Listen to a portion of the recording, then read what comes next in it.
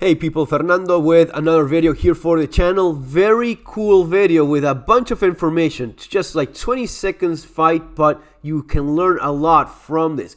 Pretty much everything that you see here, I literally explain it with not only just text, explain it with drawings in Street Survival Skills. You'll see in just a second, but stay for this one, very interesting. So let's first watch it. This is a cop from the Buenos Aires city. He's walking down the street. 11 p.m. at night, he gets attacked by a couple by one gunman. The other one takes off in the motorcycle. They exchange gunfire. He does not quit. The attacker just keeps on firing. Then he makes the decision of taking cover behind a trash bag, which is a decision that ends up costing him his life, and he goes down. So, as you saw, very quick, but so much information here for you to learn from. So first thing, this is I used to live in Lomas de Zamora. This is in Lomas de Zamora in the area of Ingeniero Budge. That's a tough neighborhood, man. That is, but this is a cop. He's working in the city of Buenos Aires. He lives in Lomas de Zamora, so he goes back there at night. Super typical. You live in an area that is very dangerous. You work in the nicer city that probably more of the tourists are familiar with. Ingeniero Budge is a tough neighborhood. This is a 22-year-old cop that he works in the city of Buenos Aires. The city of Buenos Aires historically has always had better training, better firearms for their cops. They used to get the Beretta Storm, which is a pretty cool gun. Sometimes that they get the Thunder 9. Either way, both of those have 17-round capacity. This officer, I don't know exactly what gun he was using, but the article says he had a 17-round capacity semi-automatic 9mm pistol, which he puts to good use here. He fires 8 rounds total. But let's start from the beginning, all right? A cop that works at that time, and especially in this neighborhood, he has to be mentally prepared. He has to go through the exercise that I explain here. This is something I've done myself so many times. I explain here that in these environments, as you walk down the street, you're always thinking, where would I take cover? He's constantly thinking this as he walks from the bus stop. He takes the bus. He's a cop that doesn't make much money, 22-year-old, so he has to take the bus. He takes the bus, goes back home, 11 p.m., and as he walks down, he's thinking, where could I take cover? Behind a tree over here, behind this car. Keep in mind, cars do move around. Your neighbors will not park the car in the same place all the time. So you have to do this all the time as you walk down. You may be thinking about something else, but you have that little red light that I explained in the book of, okay, yeah, that, here, there. Something interesting too, he's also walking down the street instead of going for the sidewalk. This is something I've done myself many times. Why? Well, let me know what you think in the comments, but for me, it was always a matter of, I have more options here, right? Maybe not in the middle of the street, but not on the sidewalk. Why? Because the sidewalk corners you against a wall. Here I have more options of moving around, okay? That is important. So, you see him walking down, and then he sees this. He sees something that I've warned people about so many times, that in the book, I actually do a little drawing for you to visualize and remember it even more. It's not an accident. It's not a coincidence. Here you have it. That little dude there, right? You see the family, right? You see the motorcycle with 2 people in that motorcycle.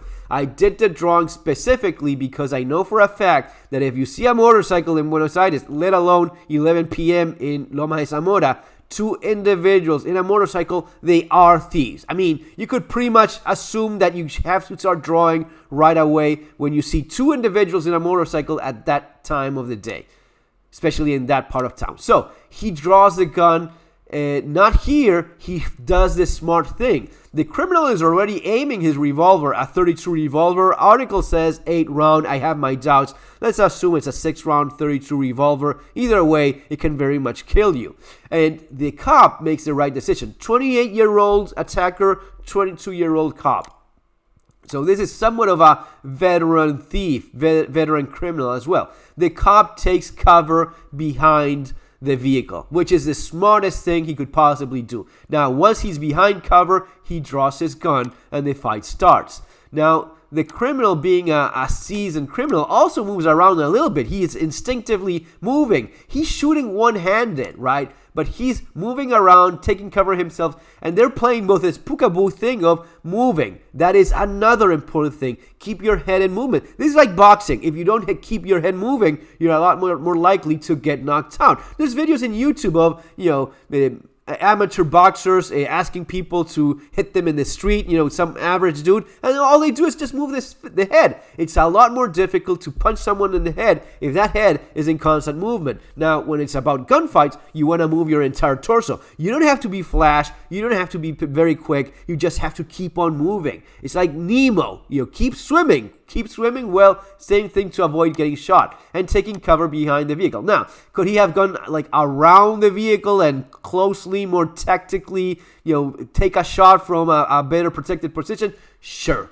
right. But he reacts in the best way he can, and it's not wrong to just keep moving and just keep fighting. Now, the criminal at this point thinks, oh, this is not going my way. I'm about to get shot, so I'll take off. And he makes yet another mistake. Besides choosing a life of crime, he makes yet another mistake, which is another thing that I explain not to do in street survival skills, which is taking cover. Where is it? There.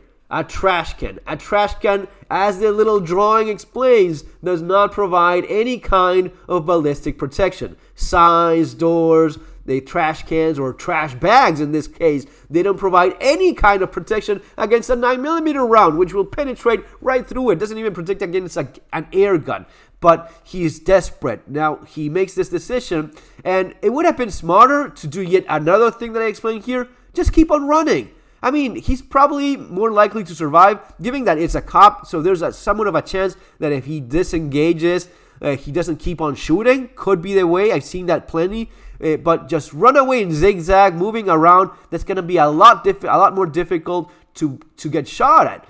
But he makes this bad decision himself in desperation. He sees something like that, like an object, like a large object, and he says, oh, I'll take cover besides that. It's a trash bag. It does not provide any kind of ballistic protection. So he stands. He stops moving there, and that's where he gets shot, right? There, look at the cop. He has the perfect isosceles stance that I explained in the book as well. He's almost shooting as if he's in a competition. He has his arms like that, perfect form. He's, again, Policía de Buenos Aires is usually better trained, so I understand why that may have been the case. So he's like that, a little bit forward, and he's aiming and shooting. And when you aim and you shoot, you usually hit. And that's what he does. 8 rounds fired in total from the cop. None of those fired here did anything. Those 2 actually aim shots. Look how he's taking a little bit of cover and maybe going under the back of the trunk of the car there, the little hatchback. So he's taking aim and he gets him twice. He shots him once in the upper chest, once in the head, and he goes down. There you see, boom, the helmet, the motorcycle helmet does not provide any kind of protection against 9mm, and that's the end of it. The accomplice that was in his motorcycle there, he just takes off, of course, and that's usually the case. I mean, he could stick around. Most often than not, they just take off. They don't want any of it. So he sticks there for a second and then moves away. And that is it. Guys, this is the kind of thing that I honestly have explained here. I have a dedicated chapter on shooting and fighting, and literally says using a vehicle as cover. How do you fight around a vehicle? I've actually taken a class that was a class dedicated to fighting around your vehicle. From the inside, using it as cover. That was actually very cool and very interesting, and that's where I learned some stuff that I share with you folks. But it's not just coincidence. It's not accidental. We do these things. We are taught these things. And you keep all of this in mind because it actually works. Okay? So there you have it. The video is very interesting, especially when you see time and again how these things repeat themselves. Proper stance, awareness above all. These are the things that end up saving your life in a fight. You have the book available there below. I think it's very useful, especially given everything we're seeing right now and how things are likely to escalate even more. Man, not a good time. And for the economic aspect of preparedness, surviving the economic collapse, based on my experience actually going through an economic collapse in that place that you see there, Argentina. See you on the next video. Take care.